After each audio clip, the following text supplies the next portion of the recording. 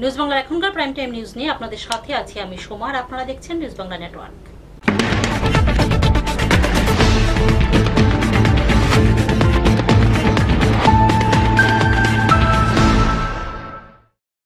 খবর এখন বিস্তারিত। শ্বশুরবাড়িতে অগ্নিদগ্ধ হয়ে আশঙ্কাজনক অবস্থায় হাসপাতালে চিকিৎসাধীন এক গৃহবধূ। ঘটনা যুবরাজনগর ব্লকের অধীন মঙ্গলকালী এলাকায়। জানা যায় অগ্নিদগ্ধ গৃহবধূর নাম লাইলি বেগম। পুলিশ ঘটনার তদন্ত শুরু করেছে। বুধবার রাত আনুমানিক 11টা নাগাদ যুবরাজনগর ব্লকের অধীন মঙ্গলকালী এলাকায় অগ্নিদগ্ধ অবস্থায় এক মহিলাকে ধর্মনগর জেলা হাসপাতালে নিয়ে আসা হয়। জানা যায় অগ্নিদগ্ধ গৃহবধূ লাইলি বেগমের স্বামী আব্বাস আলী দুটি বিবাহ করেছেন। অগ্নিদগ্ধ মহিলা দ্বিতীয় বিবাহের বধূ। অগ্নিদগ্ধ গৃহবধূর সতীন জানান, বুধবার রাতে ওনার স্বামী এবং তিনি হঠাৎ করে গৃহবধূকে দেখতে না পেয়ে খোঁজাখুঁজি শুরু করেন। পরবর্তীতে একটি ঘরে অগ্নিদগ্ধ অবস্থায় দেখতে পান তারা। তড়িঘড়ি করে রাতে গৃহবধূকে ধর্মনগর জেলা হাসপাতালে নিয়ে আসা হয়। আশঙ্কাজনক অবস্থায় তার চিকিৎসা চলছে জেলা হাসপাতালে। কিভাবে লাইলি বেগম অগ্নিদগ্ধ হলেন তা নিয়ে সৃষ্টি হয়েছে ধোঁয়াশা। নিজের হাতে উপরে হাতে নিজে নিজে লাগাইছে, তখন আপনি কই আসলা? আমি আসলাম তাই একটু পানি তখন লাগে তাই খুব দৌড়ছে, আমি জানি না। আমার জামাইও টুকাইতরা, আমিও টুকাই হয়ে গেছে লাগে হয়ে গেছে মন লাগে টুকাইতে খাই না এসে আস্তা তাই ফুটটা খাইয়া বড় গেছে কেউ দেখতে লাগছে। একটা কোন ঝগড়া হয়েছিল না? ধর্মনগর থেকে বিকাশ ভট্টাচার্যের রিপোর্ট, নিউজ বাংলা। শুক্রবার সাত সকালে মর্মান্তিক পথ দুর্ঘটনায় মৃত্যু হল দুজনের। ঘটনা আমবাসা থানাধীন আসাম আগরতলা জাতীয় সড়কের ধলাই জেলা পরিষদ অফিস সংলগ্ন এলাকায়। একটি 12 চাকার লরি এবং বাইকের মুখোমুখি সংঘর্ষে এই দুর্ঘটনা বলে জানা যায়।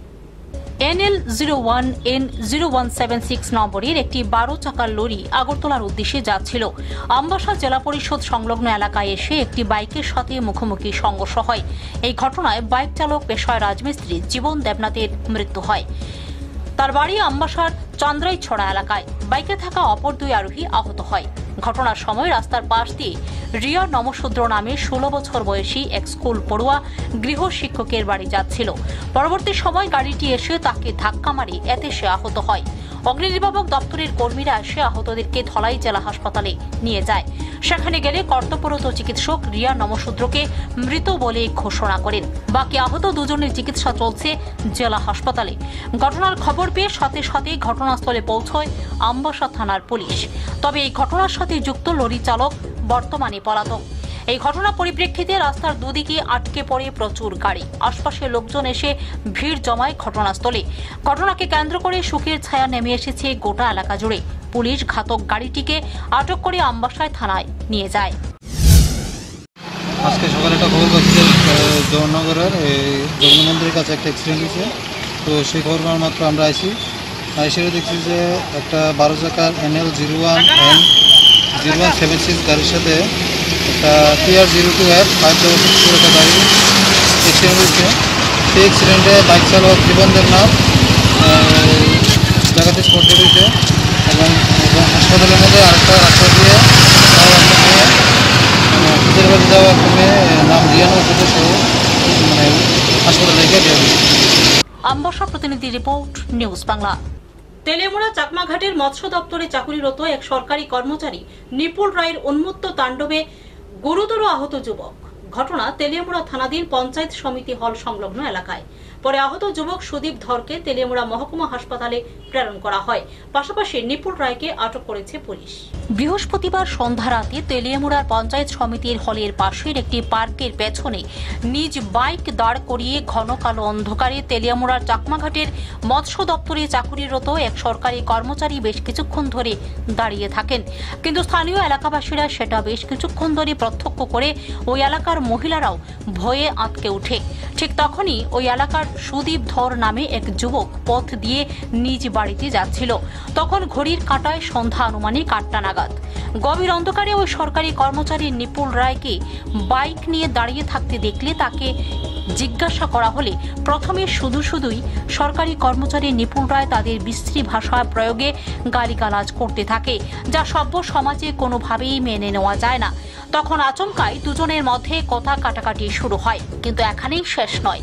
একসময় পরিস্থিতি এমন জায়গায় গিয়ে পৌঁছয় যে ওই সরকারি কর্মচারীর সঙ্গে থাকা নিজ মোটরসাইকেলের ব্যাগ থেকে একটি লোহার হাতুড়ি বের করে তৎক্ষণাৎই নিপুণ রায় সুদীপ ধর নামীয় যুবকের মাথায় এবং মুখমণ্ডলে সজোরে আঘাত করে। এতে সাথে সাথেই রক্তাক্ত অবস্থায় মাটিতে লুটিয়ে পড়ে সুদীপ। চিৎকার চেঁচামেচিতে স্থানীয় এলাকাবাসীরা ছুটে এসে রক্তাক্ত অবস্থায় মাটিতে লুটিয়ে পড়ে থাকা গুরুতর আহত সুদীপ ধরকে আর কালবিলম্ব না করে সেখান থেকে উদ্ধার করে তেলিয়ামুড়া মহকুমা হাসপাতালে নিয়ে আসে। পাশাপাশি স্থানীয় এলাকাবাসীরা মিলে উন্মত্ত তাণ্ডবে জর্জরিত মৎস্য দপ্তরে চাকুরিরত সরকারি কর্মচারী নিপুণ রায়কে আটক করে রাখে। যদিও ওই সময়েও সরকারি কর্মচারী নিপুণ রায় সকলকে আরো বিশ্রী ভাষায় গালিগালাজ করতে থাকে বলে অভিযোগ। বর্তমানে রক্তাক্ত অবস্থায় পড়ে থাকা যুবক সুদীপ ধরের চিকিৎসা চলছে তেলিয়ামুড়া মহকুমা হাসপাতালে। এদিকে এই ঘটনার খবর পেয়ে ঘটনাস্থলে ছুটে যায় তেলিয়ামুড়া থানার পুলিশ। পরবর্তীতে ঘটনাস্থলে গিয়ে পুলিশ রাস্তায় পড়ে থাকা ওই সরকারি কর্মচারীর বাইক সহ সরকারি কর্মচারী নিপুণ রায়কে আটক করে তেলিয়ামুড়া থানায় নিয়ে আসেন। সন্ধ্যা রাতে এই ঘটনার জের ধরে তেলিয়ামুড়া থানার পুলিশ ওই ঘটনার তদন্তে নেমে একটি মামলা হাতে নিয়েছে। তবে এই ঘটনার আসল রহস্য পুলিশি তদন্তের মাধ্যমেই বেরিয়ে আসবে বলে মনে করছেন বুদ্ধিজীবীরা। 15 নম্বর ওয়ার্ডে একটা জায়গার ভিতরে পার্কের গেটে দেখি না আতঙ্ক হয়েছে। আতঙ্ক হওয়ার পরে আমি বলছি, দাদা এখানে আপনি কি করেন? হ্যাঁ, আমার বিশ্রী এমন ধরনের বিশ্রী গালিগালাজ করছে, মানে কল্পনা করে আমি এইসব ভাষা মানে এখানে প্রকাশ করতে পারতাম না। এই ধরনের গালিগালাজ করছে। গালিগালাজ করার পরে আমি বলছি, দাদা আমি তুই আজ্ঞা, তখন আমরা সবাই মিলে সেটা আমরা গেছি তাইনের সামনে। যাওয়ার পরে তাই কি করছে, আত্রা হয়ে সেটা হ্যাঁ নাকের ভিতরে বিরুন্দাবাড়ি মারছে। এর নাম ছিল সুদীপ দা, সুদীপ ধর। বাড়ি কোন কোনে? বাড়ি 15 নম্বর। মানে যে বাড়ি দিছে এর কি এমনি চিনা গেছে? না চিনি না। মানে আগে কখনো দেখছেন না? আগে কোনোদিনও দেখছি না। এরপর ওইখানে মেয়ে লোকে আতঙ্ক করে মেয়ে লোকে আমরা এই ধরনের কথা কোয়ার পরে আমরা তাদের কাছে আগে গেছি। আর তাই তো বকা পাইছে তো করছে, যা বকা পাইছে এগুলো মেয়ে লোকের কাছে যদি আপনারা যান তাহলে বুঝতে পারবেন কি ধরনের বকা পাইছে। যে তো ওই লোকটা কেমনে কি করতো জানো না? কিছু গেছে কোন লোকটা? যে লোকটা বাড়িতে হাত ধরে? এই লোকটা শুনছি পিসারে ডিপার্টমেন্টে চাকরি করে। আমরা শুনছি ওখানে, আমরা আগে কোনো দিন দেখছি না। কি জান দিয়ে বাড়ি দিছে? আত্রা দিয়ে। বক্সের থেকে বাইকের বক্সের থেকে আত্রা বাইক করছে। আত্রা বাইক করে কোনো কথা নাই, দুর্গা বাড়ি মারছে। কয়টার সময় ছিল ঘটনার? হাসপাতালে কয়টা বলছে? আধা ঘন্টা আগে। ঠিক আছে, আপনার নাম? আমার নাম বিমল দাস। আপনি কি হেরা আনছেন ওই জায়গাতে? হ্যাঁ, আমরাই হেরা। তেলিয়ামুড়া প্রতিনিধি রিপোর্ট, নিউজ বাংলা। অবৈধভাবে বন্যপ্রাণী লালন পালন করতে গিয়ে গ্রেপ্তার এক যুবক। আটক করা হয় একটি টিয়া পাখি সহ বানর। ঘটনা তেলিয়ামুড়া থানাধীন নেতাজিনগর এলাকায়। তেলিয়ামুড়ার নেতাজিনগর এলাকার বাসিন্দা বিদ্যেন্দু দেবনাথ নিজ বাড়িতেই একটি টিয়া পাখি এবং একটি বানর লালন পালন করতেন। এক্ষেত্রে বিদ্যেন্দু দেবনাথ বন দপ্তর থেকে কোনো বৈধ কাগজপত্র নেননি বন্যপ্রাণী লালন পালন করার জন্য। তেলিয়ামুড়া রেঞ্জ অফিসের আধিকারিক সুপ্রিয় দেবনাথ গোপন সংবাদের ভিত্তিতে তেলিয়ামুড়া থানার সহায়তা নিয়ে ওই যুবকের বাড়িতে অভিযান চালান বন দপ্তরের কর্মীরা। পশু আইন মোতাবেক বিদ্যেন্দু দেবনাথকে আটক করে তার বাড়ি থেকে উদ্ধার করা হয় একটি টিয়া পাখি এবং একটি বানর। পরে রেঞ্জ অফিসার সুপ্রিয় দেবনাথ জানান, খবর পাইছে এখানে একটা প্যারাকিট আর একটা এসএস মেকআপ তারা বাড়ির মধ্যে আটকে রাখছে, অনেকদিন ধরে খাঁচার মধ্যে আছে। তো খবর পাওয়ার পরে আমি যথারীতি মাছটা নিয়ে সেটা বাড়িতে আসি এবং রেড করি। তারপরে আমরা এখানে একটা এসএস মেকআপ এবং একটা প্যারাকিট পাই। তারপরে আমরা সিজ করি এবং আমরা জিজ্ঞাসাবাদ করে জানতে পারি যে এখানে যে বিদ্যেন্দু দেবনাথ উনি মানে ক্যাপ্টিভিটিতে রাখছেন, আটকে রাখছেন। তো আমরা অ্যাজ পার অ্যাক্ট আমরা বিদ্যুৎ কোনো অ্যারেস্ট হয়েছে কি? অ্যারেস্ট করছি, বিদ্যেন্দু দেবনাথকে অ্যারেস্ট করছি। পশু আইন অনুযায়ী বিদ্যেন্দু দেবনাথের বিরুদ্ধে ব্যবস্থা নেওয়া হবে। তেলিয়ামুড়া প্রতিনিধি রিপোর্ট, নিউজ বাংলা। করোনা মোকাবিলায় অ্যান্টিবডি টেস্টের সিদ্ধান্ত গ্রহণ করেছে রাজ্য সরকার। এর অঙ্গ হিসাবে আগরতলা পৌর নিগম এলাকায় শুরু হয়েছে অ্যান্টিবডি টেস্ট। স্বাস্থ্যকর্মী দ্বারা চলছে রক্তের নমুনা সংগ্রহের কাজ। সমগ্র দেশের পাশাপাশি রাজ্যেও করোনা ভাইরাসের প্রকোপ চলছে। করোনা মোকাবেলায় রাজ্য সরকার সবকিছু সময় উপযোগী পদক্ষেপ গ্রহণ করেছে, যার ফলে করোনার প্রকোপ অনেকটা নিয়ন্ত্রণে রাখা সম্ভব হয়েছে।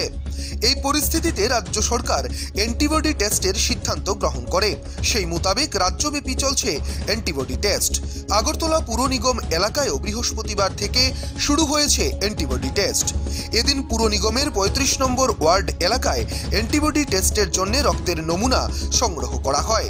স্বাস্থ্যকর্মীরা বাড়ি বাড়ি গিয়ে রক্তের নমুনা সংগ্রহ করছেন। সাথে ছিলেন ৩৫ নম্বর ওয়ার্ডের কাউন্সিলর ডালিয়া সিংহ, ডক্টর সঞ্জয় রুদ্র পাল সহ অন্যান্যরা।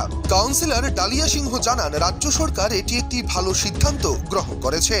অপরদিকে ডাক্তার সঞ্জয় রুদ্র পাল জানিয়েছেন, অ্যান্টিবডি টেস্টের মাধ্যমে সাধারণ মানুষের অ্যান্টিবডি সম্পর্কে জানা যাবে। পাশাপাশি মোট জনসংখ্যার কত শতাংশ মানুষ করোনা ভাইরাসে আক্রান্ত হয়েছেন সে বিষয়েও পরিষ্কার ধারণা পাওয়া যাবে। অ্যাকচুয়ালি সারা ত্রিপুরা রাজ্যেই এই প্রোগ্রামটা চলছে। সেরো সার্ভিলেন্স, এটা একটা স্টাডি হচ্ছে আমাদের ত্রিপুরা সরকারের উদ্যোগে। তো এই সার্ভিলেন্সের মাধ্যমে আমরা দেখব যে সাধারণ মানুষের মধ্যে কমিউনিটি লেভেলে অ্যাকচুয়ালি সেরো প্রিভ্যালেন্সটা মানে অ্যান্টিবডি ফর্মেশন কীরকম হয়েছে, মানে এটা একটা আইডিয়া পাওয়া যাবে আমাদের যে আমাদের পপুলেশনের কত পার্সেন্ট লোক অ্যাকচুয়ালি অলরেডি করোনার দ্বারা আক্রান্ত রয়েছে এবং তাদের শরীরে অলরেডি অ্যান্টিবডি ডেভেলপ হয়েছে, সেটা একটা ধারণা পাওয়া যাবে। আমাদের ওয়েস্ট ত্রিপুরা ডিস্ট্রিক্টে 8টা ক্লাস্টার সিলেক্ট হয়েছে। এর মধ্যে 35-34 একটা ক্লাস্টার রয়েছে, যেখানে ম্যাডামও এসছেন আমাদের সহযোগিতা করার জন্য। এবং সারা ত্রিপুরার সাথে সাথে আমাদের 8টা ক্লাস্টারই আমরা আজকে স্যাম্পল কালেকশন করি। আগরতলা থেকে নিজস্ব প্রতিনিধির report, news Bangla. Bharat Ratna APJ Abdul কালামের জন্মদিন উপলক্ষে সোনামুড়া ছাত্র সংস্থার উদ্যোগে সংবর্ধিত করা হয় কোভিড যোদ্ধাদের। এদের প্রশাসনিক আধিকারিক সহ সংবাদকর্মীদের সংবর্ধনা প্রদান করা হয়। এই কর্মযোগে উপস্থিত ছিলেন মহকুমা শাসক সুব্রত মজুমদার সহ অন্যান্যরা। ভারতরত্ন তথা দেশের প্রাক্তন রাষ্ট্রপতি এপিজে আব্দুল কালামের জন্মদিন উপলক্ষে রাজ্যের সোনামুড়া টাউন হলের কনফারেন্স হলে এক অনুষ্ঠানের মধ্য দিয়ে সোনামুড়া ছাত্র সংস্থার উদ্যোগে কোভিড যোদ্ধাদের সংবর্ধনা প্রদান করা হয়। মহকুমা শাসক সুব্রত মজুমদার, সোনামুড়া থানার ওসি, সোনামুড়া স্বাস্থ্য কেন্দ্রের ইনচার্জ, সোনামুড়া অগ্নি নির্বাপক দপ্তরের কর্মী সহ সোনামুড়ায় কর্মরত সকল সাংবাদিকদের এদিন করোনাকালীন পরিস্থিতিতে মানুষের সেবায় নিয়োজিত থাকায় তাদেরকে সংবর্ধনা প্রদান করা হয়। এদিন প্রায় 20 জনের অধিক রিক্সা চালকের হাতে ফুল এবং স্যানিটাইজার তুলে দেয়া হয় সংস্থার পক্ষ থেকে। মহকুমা শাসক সুব্রত মজুমদার সংস্থার এই ধরনের অনুষ্ঠান আয়োজন করার জন্য তাদেরকে ধন্যবাদ জানান। সাংবাদিকদের এক সাক্ষাৎকারে বলেন, সামনে আসছে দুর্গাপুজো, তাই সোনামুড়ায় ঐতিহ্য রক্ষা করে সরকারি নিয়ম নীতি মেনে দুর্গাপূজার আনন্দ উপভোগ করবার জন্য তিনি আবেদন জানিয়েছেন এবং মহকুমার সবাইকে শারদীয় দুর্গা উৎসবের অগ্রিম শুভেচ্ছা জানান মহকুমা শাসক সুব্রত বাবু। সোনামুড়া এরা হলো প্রাক্তনী যারা এনসিআই বা আদার্স ইনস্টিটিউশনে যারা আছে, ওনারা কোভিড যে পিরিয়ড এখন মার্চ মাস থেকে যেটা শুরু হয়েছে, আমি দেখেছি বিভিন্ন কর্মসূচি ওনারা গ্রহণ করেছেন। এই কর্মসূচির অঙ্গ হিসাবে আজকে ওনারা ব্লাড ডোনেশন ক্যাম্প করেছেন, দুস্থদের মধ্যে বিভিন্ন পকেটগুলিতে খাদ্য বিতরণ করেছেন, বিভিন্ন সময় সামাজিক উন্নয়ন কাজও করেছেন। পাশাপাশি আজকে ওনারা একটা নতুন পরে আরেকটা অনুষ্ঠান করলেন, সেখানে হলো যারা আমাদের এই যে নগর পঞ্চায়েত এরিয়ার মধ্যে যারা রিক্সা পুলার আছেন ওনাদের মধ্যে ওনারা স্যানিটাইজার পাশাপাশি কিছু ফ্রুটস ওনারা বিতরণ করেছেন। সোনামুড়া থেকে মোহাম্মদ মামুনের রিপোর্ট, নিউজ বাংলা। এনআরসি চালু করার দাবিতে তেলিয়ামুড়া স্থিত দুষ্কি এলাকায় বিক্ষোভ মিছিল সংগঠিত করল ত্রিপুরা পিপলস ফ্রন্ট। এর নেতৃত্ব দেন পাতাল কন্যা জমাতিয়া। অবৈধ ভোটারদের বিতাড়িত করে প্রকৃত ত্রিপুরাবাসীদের অধিকার আদায়ের লক্ষ্যে তাদের এই আন্দোলন বলে জানান টিপিএফ সুপ্রিমো পাতাল কন্যা জমাতিয়া। বৃহস্পতিবার তেলিয়ামুড়া স্থিত দুষ্কি এলাকায় এনআরসি চালু করবার দাবি নিয়ে টিপিএফ এর এক বিক্ষোভ মিছিল সংঘটিত হয়। উক্ত মিছিলের নেতৃত্ব দেন পাতাল কন্যা জমাতিয়া। এই বিক্ষোভ মিছিল সম্পর্কে জানতে চাইলে পাতাল কন্যা জমাতিয়া জানান যে এনআরসি চালুর মাধ্যমে বৈধ ভোটার চিহ্নিত করে অবৈধ ভোটার বিতাড়িত করে প্রকৃত ত্রিপুরাবাসীদের অধিকার আদায়ের লক্ষ্যে এই আন্দোলন। তিনি আরও জানান, বিভিন্ন রাজনৈতিক দলের শাসনকাল দেখেছেন, সকলেই এই রাজনৈতিক ফায়দা ফুরিয়ে গেলে সাধারণ মানুষকে ভুলে যান। অধিকার ভিক্ষা করে আদায় করা যায় না, অধিকার ছিনিয়ে নিতে হয়। ত্রিপুরা রাজ্যের প্রকৃত ভোটার চিহ্নিত করে অবৈধ ভোটারদের বিতাড়িত করবার মাধ্যমে জনগণের অধিকার যতদিন পর্যন্ত না আদায় হবে ততদিন পর্যন্ত এই আন্দোলন চলবে তাদের। के संविधान के मुताबिक से as per Indian constitution article 6 के मुताबिक से एनआरसी के लिए केस फाइल किया सुप्रीम कोर्ट में। अभी सुप्रीम कोर्ट में फाइनल हियरिंग 18 तारीख मार्च में डेट था, लेकिन कोरोना वायरस पेंडेमिक के कारण से अभी पेंडिंग है। तो ये एनआरसी जल्द से त्रिपुरा में लागू करने के लिए भी आज हम लोग का ये मार्च से, क्योंकि NRC through NRC illegal voter को डिटेक्ट कीजिए। एडीसी इलेक्शन हो, जनरल इलेक्शन हो, हम लोग पहले से वोट बॉयकॉट करके आए इसलिए क्योंकि इलीगल वोटर वोट एंटरटेन नहीं कर सकता डेमोक्रेटिक कंट्री में। तो जेन्युइन इलीगल वोटर, जेन्युइन जो लीगल वोटर, इसको पहले आइडेंटिफाइड करो, इसके बाद वोट ले लो। लेकिन आज तक हम लोग देखा कभी इंडिया गवर्नमेंट इलीगल वोटर को नहीं होता है। तो एक बात है, अधिकार को मिलने के लिए कभी भिक्षा नहीं कर सकते, अधिकार को छीन के लेना पड़ती है। তেলিয়ামুড়া থেকে নিজস্ব প্রতিনিধির রিপোর্ট, নিউজ বাংলা। রাজধানীর বরজলা মহান ক্লাব সংলগ্ন এলাকায় গণধুলাইয়ে মৃত্যু হলো অরুণ কুমার দাস নামে এক অসহায় ব্যক্তির। এলাকাবাসী রোষান হলে দুই অভিযুক্ত বীরেন্দ্র সূত্রধর এবং উত্তম দাসকে গ্রেপ্তার করতে বাধ্য হয় পুলিশ। বাকি অভিযুক্তদের জালে তোলার চেষ্টা করা হচ্ছে বলে প্রশাসন সূত্রের খবর। গণধুলাইয়ে প্রাণ দিতে হয় অরুণ কুমার দাস নামে এক অসহায় ব্যক্তিকে। বরজলা মহান ক্লাব সংলগ্ন এলাকায় ঘটে এই দুর্ঘটনা। বুধবার চিকিৎসাধীন অবস্থায় মৃত্যু হয় অরুণ কুমার দাসের।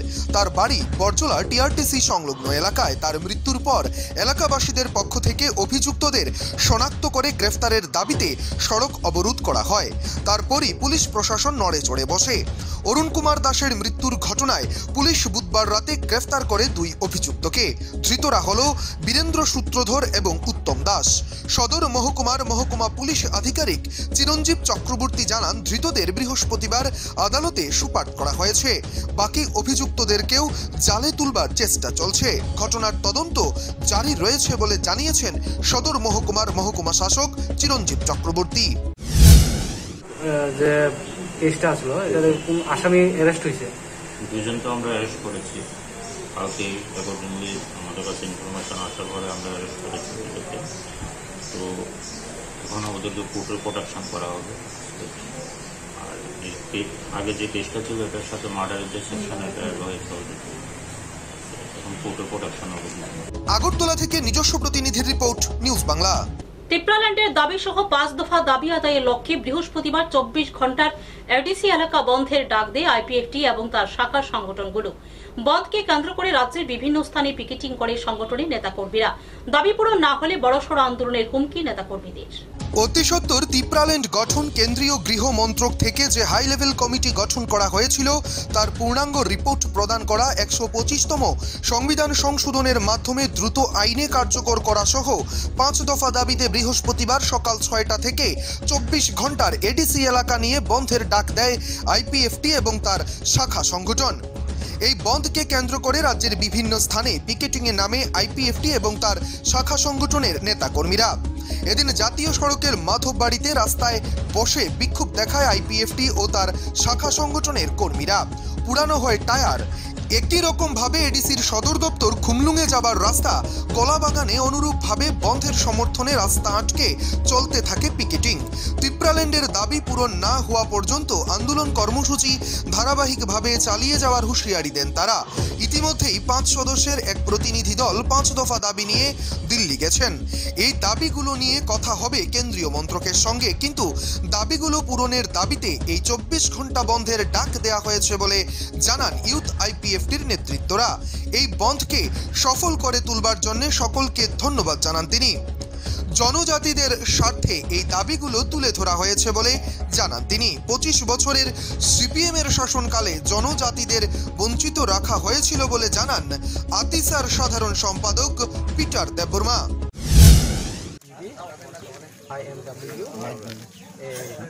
পাঁচটা শাখা সংগঠন নিয়ে আজকে 24 ঘন্টার বন্ধ। আজকে 15 অক্টোবর 6টা AM থেকে 16 তারিখ 6টা AM পর্যন্ত। আমরা এই বন্ধের বিষয় হলো 5টি ডিমান্ড নিয়ে আমরা আজকে বন্ধ 24 ঘন্টা বন্ধ দেখেছি। নাম্বার 1 হলো আমাদের creation of new state that is Tripuraland. আমরা সবাই জানি যে 2009 থেকে IPFT আলাদা রাজ্য এডিসিকে নিয়ে ভারতের সংবিধান 2 এবং 3 দ্বারা দীর্ঘ বছর দাবি করছি। খুমলুং থেকে নিজস্ব প্রতিনিধির রিপোর্ট, নিউজ বাংলা। বিজেপির উত্তর পূর্বাঞ্চলের দায়িত্বপ্রাপ্ত প্রভারী অজয় জাম্বুয়ালের উপস্থিতিতে প্রদেশ বিজেপি কার্যালয়ে অনুষ্ঠিত হল এক গুরুত্বপূর্ণ সাংগঠনিক বৈঠক। বৈঠকে উপস্থিত ছিলেন প্রদেশ বিজেপি সভাপতি ডক্টর মানিক সাহা, কৃষিমন্ত্রী প্রণজিৎ সিংহ রায় সহ দলীয় নেতা মন্ত্রীরা। শুক্রবার প্রদেশ বিজেপি কার্যালয়ে অনুষ্ঠিত হয় সাংগঠনিক বৈঠক।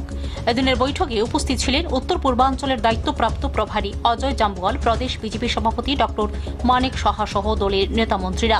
এদিনের বৈঠকে বক্তব্য রাখতে গিয়ে ডক্টর মানিক সাহা জানান, সাংগঠনিক কার্যকলাপ আরও মজবুত করার উদ্দেশ্যে এই বৈঠকের আয়োজন এবং আগামী দিনে সংগঠনের পক্ষ থেকে জনস্বার্থে কি কি কার্যকরী পদক্ষেপ নিলে ভালো হবে সে বিষয়ে উত্তর পূর্বাঞ্চলের দায়িত্বপ্রাপ্ত প্রভারী অজয় জাম্বুয়ালের সাথে আলোচনা করবেন দলের নেতামন্ত্রীরা।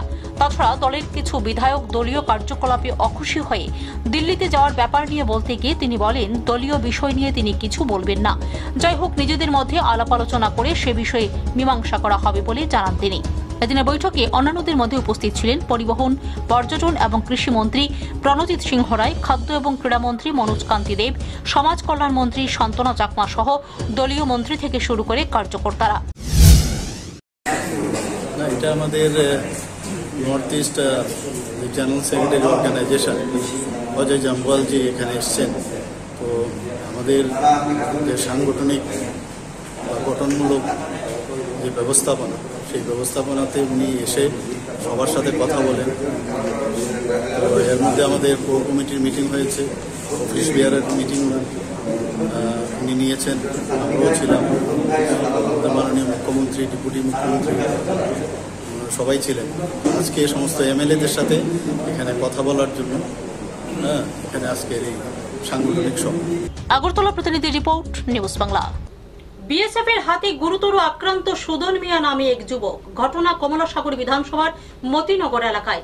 বর্তমানে আশঙ্কাজনক অবস্থায় ওনার চিকিৎসা চলছে হাঁপানিয়া হাসপাতালে। অন্যদিকে বিএসএফ এর বিরুদ্ধে আমতলী থানায় মামলা দায়ের করা হয়।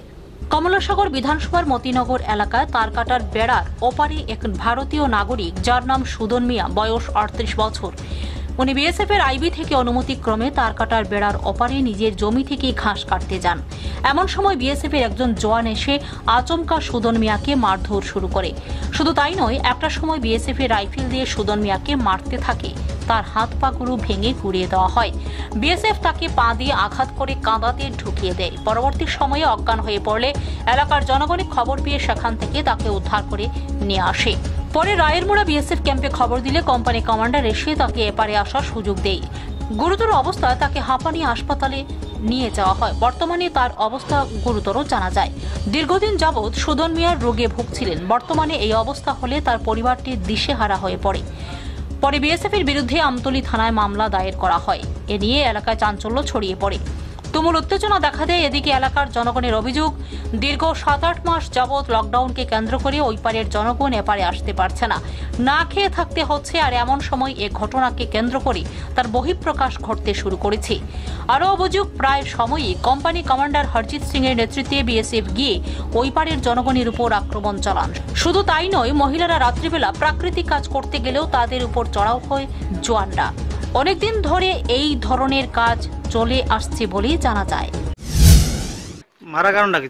মারার কারণ শুধু জমিতে ঘাস কাটতে গেছে এবং বিএসএফ এর পারমিশন লয়ে গেছে, আইবির পারমিশন লয়ে গেছে যে আমি ঘাস কাটতে মানাম, আমার জমিতে আমি ঘাস কাটতে আনাম। হ্যাঁ, তো কইছে তুমি ইন্ডিয়ান লোক, ইন্ডিয়ানতে ঘাস কাটতে আনবা, কোনো সমস্যা নেই। এইভাবে কইরা সেরা তারা ডিউটি লোক অনেক বেদম মারাধরি করছে।